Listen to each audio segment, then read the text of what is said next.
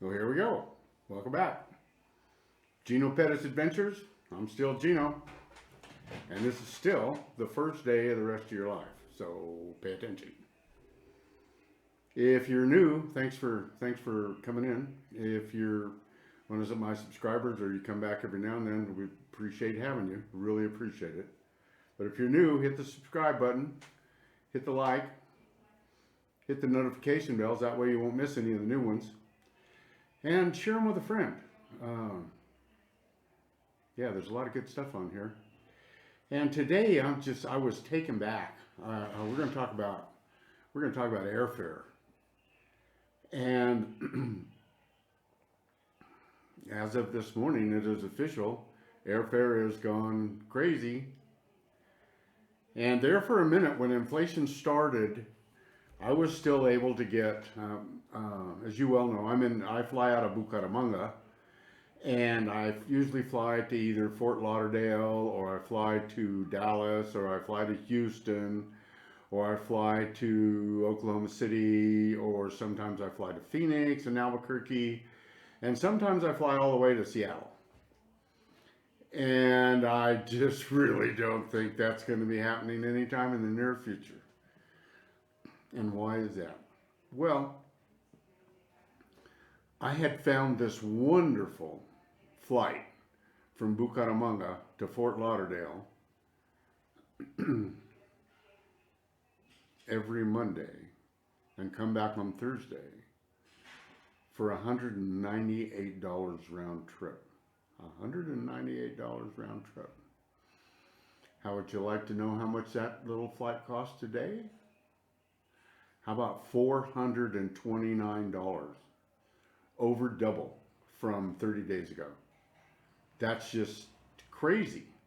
And if it continues at this rate, I'll be having to swim back to the United States because I won't have enough money to buy a one-way plane ticket. That is a round-trip ticket, but there's no way I'm buying a one-way ticket to the States, I can tell you that. And then I hear they're shutting down flights and canceling flights, and well, you guys are going nuts up there. My gosh. Round trip ticket to Seattle, Washington from Bucaramanga, the cheapest available, a 28-hour flight, which just totally blows. $1,200. $1,200. 90 days ago, I bought that same ticket for 650 bucks. Oh boy, there's no inflation. Oh, we're fine. The economy's recovering. God, really?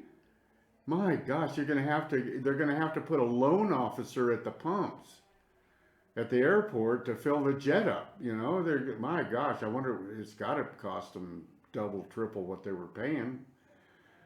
But anyway, so what can we do about it? Well, I don't see that we can do anything about it except make more money. But the problem is when you're in an economy, for example, in Colombia, where gasoline prices are $2.30 a gallon, and they're stable at that, and they're not subsidized, and where the average monthly wage is 1,000,000 pesos.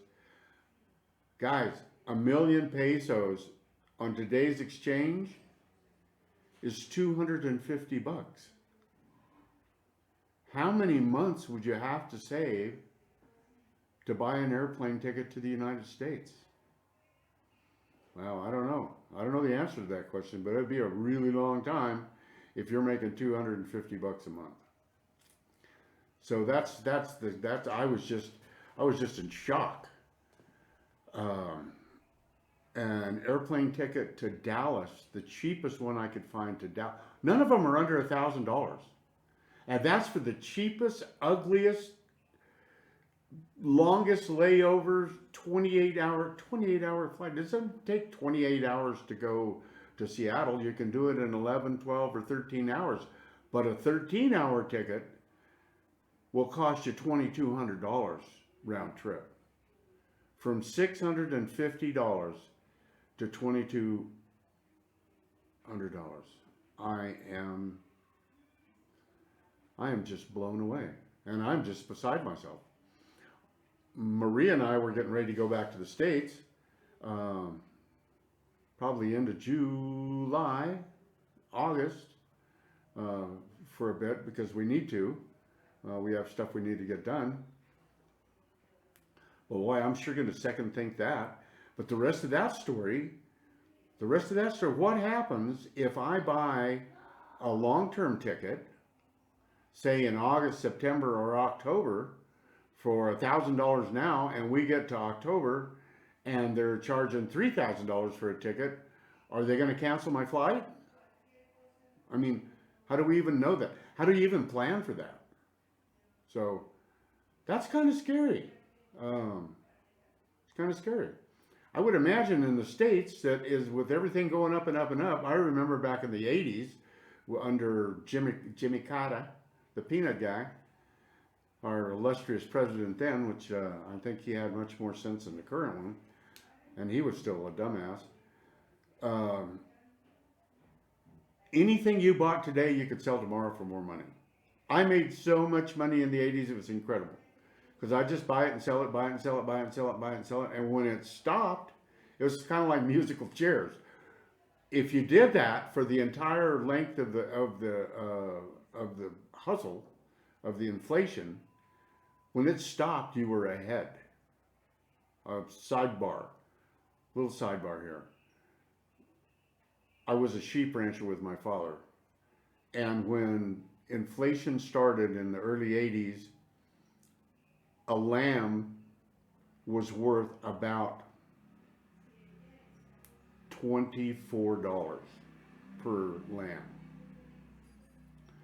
By 1982, 1983, you could get almost $70, $68, $69 for a lamb, which was just great for us. I mean, that's a whole nother story.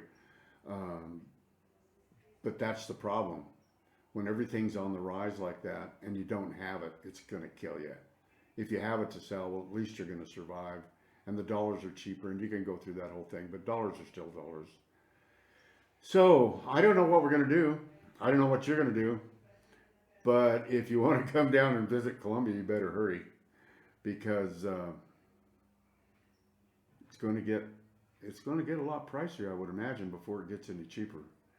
I mean, we really enjoyed some really inexpensive airline tickets, but yeah, I mean, from $200 to $450, from $650 to $1,200, $1,500, $1,800. That's crazy. That's just crazy. I cannot imagine what it's doing to you guys at the pump. Well, I really appreciate you watching. As always, this is the first day of the rest of your life. And if nothing changes, nothing changes. So be sure and hit the subscribe button, hit the like, notification bell. I'll have another one of these for you tomorrow. You'll get notified. Share with a friend. And if you got any comments about what's going on, leave them in the comment section. I mean, I love answering your guys' comments. It's pretty cool. And I really thank everybody out there that's been commenting. I try to answer them all. If I miss one, I'm sorry, but I try to get them all. So anyway, God bless, and we'll see you on the flip side.